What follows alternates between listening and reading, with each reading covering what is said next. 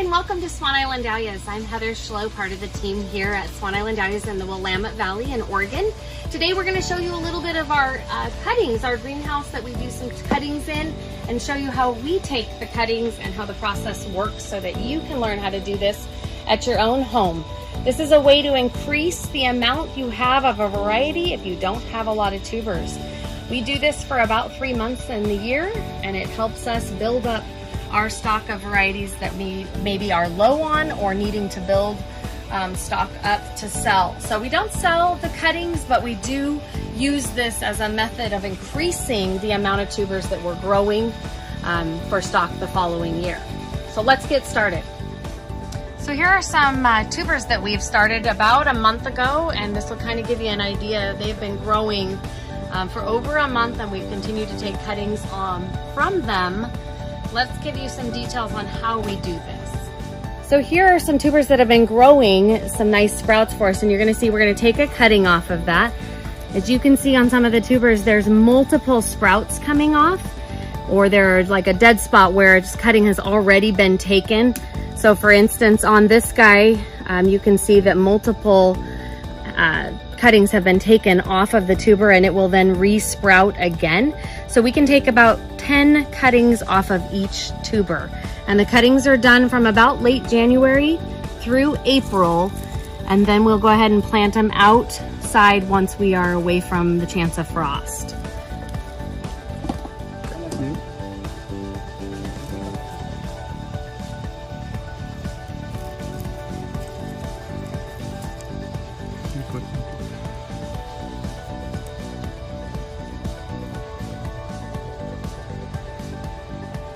So just to give you a little more information here, all of these tubers that you see having the cuttings taken off of them, these tubers will be disposed of. Once we've taken about 10 cuttings, maybe a couple more depending on the variety, we will then dispose of these tubers because they will be tired and have worked their little heads off giving us all of the cuttings that we don't want to risk them being weakened and plant them. So again, these tubers will be discarded, but again, we've gotten 10 plus cuttings from each tuber. So you can see how quickly you can build up your stock of a variety if there's something you really, really like.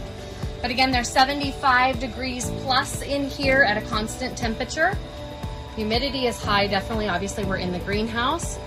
And it's very easy to do and kind of fun to do if you want to build them up, or we've got some time on your hands and want to try this at home. So once you have your cuttings and they've already been taken from the tuber, we're going to go ahead and strip the bottom leaves off, and then it's going to be dipped in a rooting hormone and then put into the little plug trays here. So as you can see, he's just removing the bottom leaves and where the roots will begin to form. So this is just a brief description of what's going to happen to these little guys as you go. So on this guy, we're going to remove all of these baby leaves, these lower leaves, and then we're going to dip into our rooting hormone and into the plug tray.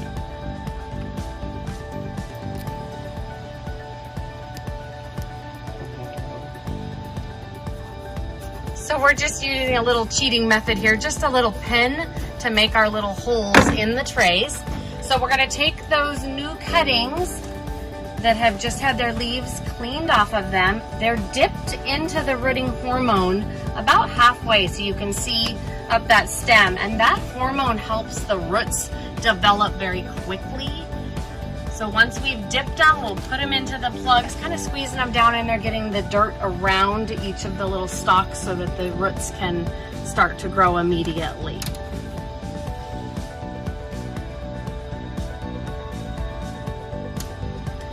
Once they've been put in this tray, they will continue to stay in this tray until we plant them out, as I said earlier, after the danger of frost, which for us here in Oregon is about the middle of May. We might end up going all the way through the end of May, depending on what weather is like.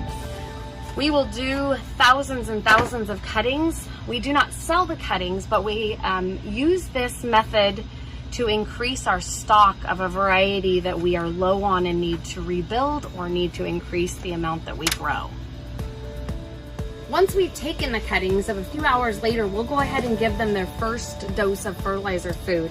And this is what we use on their first dose. So this is right on the same day that we do the cuttings, and they've been put into the plugs with the rooting hormone. They'll get 1 dose of this. Just gets mixed up in a bucket or in a watering can and poured onto them. After we've done that, from week 2 and on through the season, we'll go ahead and give them a weekly dose of this. And this is sprayed on, but it is a root enhancer or a root fertilizer, but it's sprayed on. And I'm not sure if this is something you can get retail or not, but we do get it commercially. And again, we apply it once a week using a sprayer. So I just want to give you an idea of size-wise of how fast they will take off and start growing. So as many of you might know, our number system, all of our varieties do have a number. This is Cafe Au Lait, and this is about 1 week after the cuttings have been taken. But I want to give you some ideas of how fast you'll see them grow. Cafe Au Lait is a little slower of a grower, so this isn't very big, but again, this is only week 1 after the cuttings have been taken.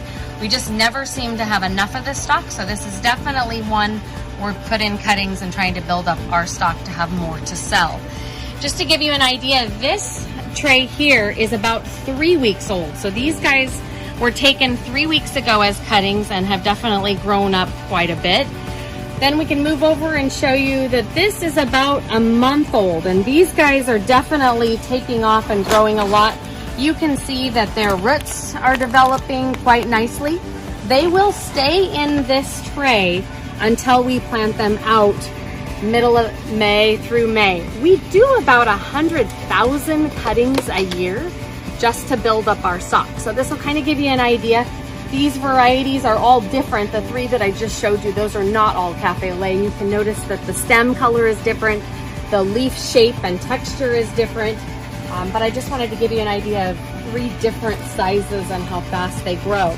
As they grow and get taller, we will do what's called pinching on them, which many of you might know you do when your plants get about 2 feet tall, or we say about 20 inches tall, you'll pinch them. Since these guys are indoors and growing quicker, we go ahead and give them a topping early on just to keep them from getting too lanky. So this would be similar to what you would do on your plant if you had planted a tuber.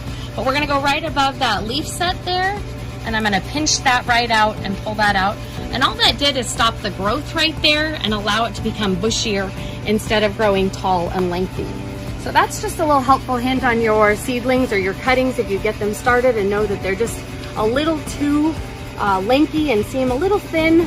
Give them a pinch, and that'll help them fill in a little bit and bush out a little bit. So again, here's just a sampling of some of the cuttings we've taken. And we just want to give you an idea that you could do this in your house. The biggest thing you'll need to remember is that it needs to be warm. Luckily today the sun isn't out and the greenhouse isn't too warm, but it is 70 plus degrees in here, probably about 75 degrees. Some days probably 80 degrees. Nice and warm for these cuttings to be able to take off right away.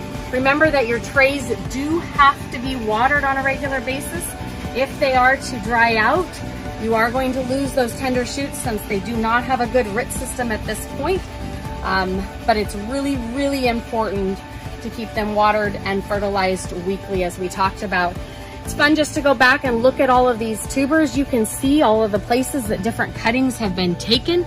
If you look in close, you'll see that there's multiple spots that cuttings have been taken, and they are going to go ahead and re-sprout. That's the one amazing thing with dahlias, is that if a sprout gets knocked off, or in this case cut off, so that a cutting can be taken, it re-sprouts again. So just keep that knowledge in the back of your brain. If you ever get a dahlia tuber in a bag or growing or pulling it out of your storage and notice that you've broken a sprout off, know that it's going to re-sprout again and it's just fine. Hopefully you've learned lots today, and we'll come back and see us again. We're going to try and keep giving you some more videos. Again, this is Heather from Swan Island Dahlias right here in the Willamette Valley in Oregon. Have a beautiful day.